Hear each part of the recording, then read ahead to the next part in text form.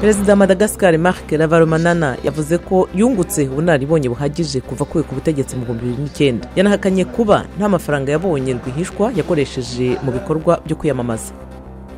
Perezida wa Gabon yagiye ahagaragara bwa mbere kuwa mbere kuva afashwe n'uburwayi mu byumweru hafi bitandatu bishize. Yagaragaye kuri video yasohowe na Presidence ari muri Maroc aho yafatiye ikiruhuko cy'uburwayi. Abagore ibihumbi birutse mu murwa mukuru wa Misiri. Nisiganwa ryari rigamije gusezerera urugomo rukorerwa abagore. Muri Nigeria ho abakunzi b'amagare biteguye irushanwa iragose kandi bateye inkunga urubyiruko hagamijwe kurushishikariza amarushanwa ku magare mu gihugu. Ubusanzwe umupira w'amaguru ni uhabwa umwanya ukomeye kandi ugashyigikirwa.